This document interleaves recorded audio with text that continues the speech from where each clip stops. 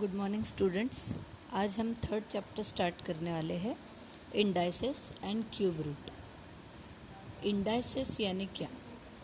जैसे कि देखो, जैसे यहाँ पे मैंने लिखा है 2 इंटू 2 इंटू 2 इंटू 2 इंटू 2, यानी 5 टाइम्स 2 को मल्टीप्लाई किया है। तो इसको हम इस तरीके से लिख सकते हैं 2 to the power 5।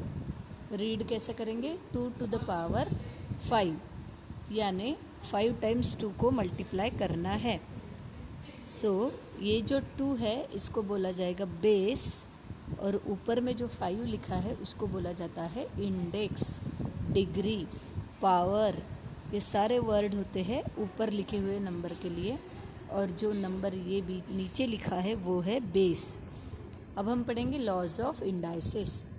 Laws of indices में देखो क्या है, अगर दो नंबर्स सेम है, उनका पावर अलग है और वो मल्टीप्लिकेशन में है, जैसे a to the power m into a to the power n, तो क्या होगा? उनके इंडाइसेस की एडिशन होगी, a to the power m plus n। जैसे कि ये एग्जाम्पल देखो, 3 to the power 5, 3 to the power 2, दोनों का बेस सेम है तो 3, लेकिन उनके पावर की क्या होगी? एडिशन। सो वहाँ पे आएगा 5 प्लस 2, तो यहाँ पे हम लिखेंगे 7, 3 टू द पावर 7।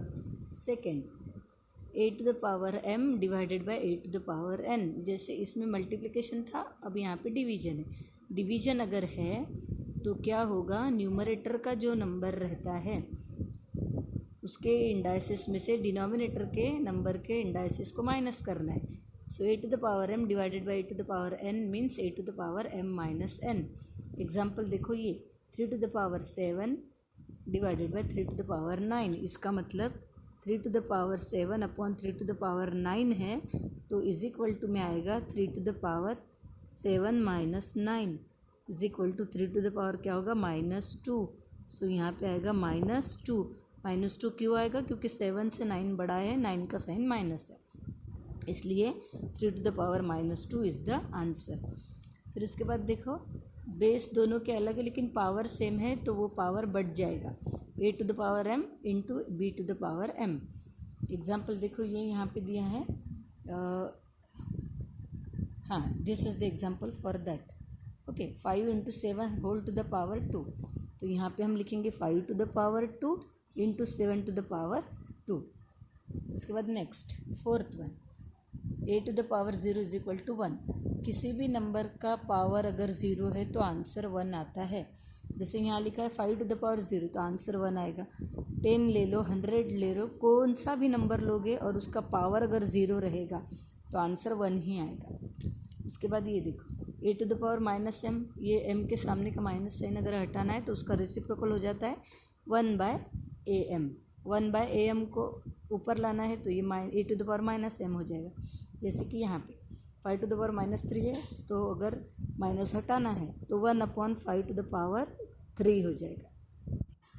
नेक्स्ट, एक ही नंबर के ऊपर में 2 पावर है तो उन पावर का मल्टीप्लिकेशन होता है, a to the power m whole to the power n, तो a to the power m into n होता है।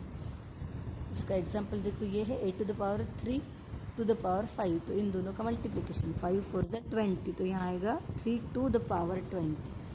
ओके, फिर ये देखो, अलग अलग नंबर है, दोनों का पावर सेम है, तो वो जैसे मल्टीप्लिकेशन में अलग अलग कर दिया था वैसे डिवीजन में भी अलग अलग कर दिया। जैसे कि यहाँ पे 5/7 होल टू द पावर 3 है, तो 5 to the power 3 7 to the power 3। And the last a/b whole to the power -m। अब ये -m को +m करना है तो b को ऊपर लाना है, a को नीचे ले जाना है। अब यहाँ पे देखो 5/7 टू द पावर -3 है और यहाँ 3 लिखा है, तो यहाँ पे हमें लिखना पड़ेगा 7/5। So these all are the laws of indices, जो हम ऑलरेडी छोटे क्लासेस में पढ़ चुके हैं। अब यहाँ पे एक एग्जांपल दिया है 5 टू द पावर 1, इसका आंसर 5 आएगा। 5 टू द पावर 0 अगर है तो उसका आंसर 1 आता है, लेकिन किसी नंबर के ऊपर का पावर अगर 1 है तो वो नंबर खुद आता है। ओके, सो ये सारे क्या है? Laws of indices. अब हम देखेंगे meaning of numbers when the index is a rational number of the form 1/n। अब जैसे कि देखो, ये लिखा है मैंने √25, अब रूट 25 ये रेडिकल साइन है, इस रेडिकल साइन के अंदर लिखा है 25, तो इस नंबर को मैं इस तरीके से भी लिख सकती हूँ। यहाँ पर कुछ भी नहीं है, यानी यहाँ पर होता है 2, तो इसको हम इस तरीके से लिख सकते हैं 25 टू द पावर 1/2। तो देखो इंडेक्स फॉर्म में इसको बोला जाता है इंडेक्स फॉर्म। ओके, तो हम एक्सरसाइज पर स्टार्ट करते हैं, तो आपको आसानी से समझ में आएगा ये इंडेक्स फॉर्म में किस तरीके से लिखना है। देखो exercise practice set 3.1 first example है, express the following number in index form, यानी ये जो सेंटेंस जैसा वर्ड जैसा जो लिखा है इसको आपको टू द पावर में मेंशन करना है। तो देखो फर्स्ट है 5th रूट ऑफ 13।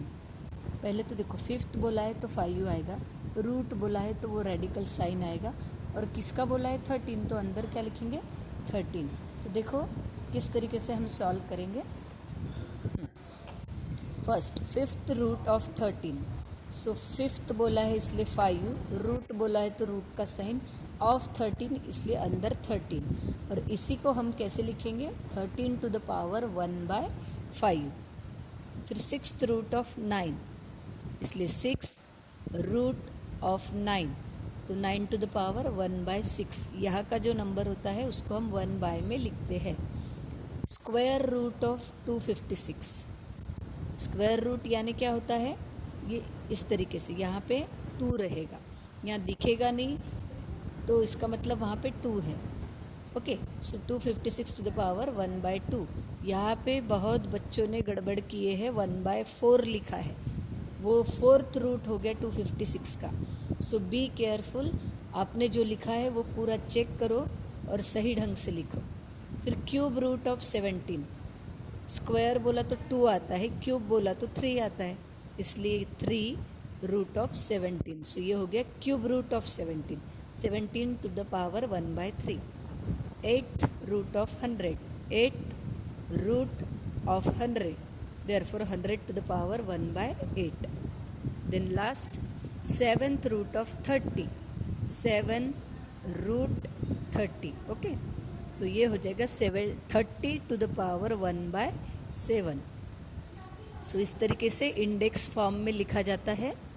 तो यहाँ पे फर्स्ट क्वेश्चन कंप्लीट होता है। सेकंड क्वेश्चन में हम इंडेक्स फॉर्म में हमें दिया जाएगा, हमें इस तरीके से nth रूट फॉर्म में लिखना है।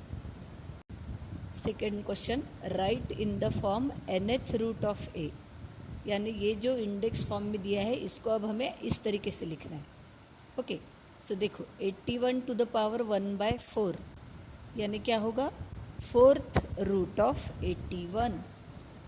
फिर 49 टू द पावर 1/2, 1/2 यानी square root. Okay, so square root of 49। 15 to the power 1/5, so 5th root of 15। 512 to the power 1/9, इसका क्या आएगा 9th root of 512। 100 to the power 1/19, so 19th root of 100। 6 to the power 1/7, so 7th root of 6। इस तरीके से हमें ये लिखना है। सो देखो 4th रूट ऑफ 81, इसका nth रूट में इस तरीके से लिखा जाएगा। फिर यहाँ 2 है तो स्क्वायर रूट ऑफ 49, 5 है तो 5th रूट ऑफ 15, 1/9 है तो 9th रूट ऑफ 512, 1/19 है सो 19th रूट ऑफ 100, 1/7 है तो 7th रूट ऑफ 6। इस तरीके से हमारी प्रैक्टिस सेट कंप्लीट होती है। बहुत से बच्चों ने कंप्लीट किया है लेकिन बहुत मिस्टेक्स भी है, तो आपको ये वीडियो देख के सारे मिस्टेक्स करेक्ट करना है। नेक्स्ट वीडियो लेक्चर में हम नेक्स्ट एक्सरसाइज पढ़ेंगे।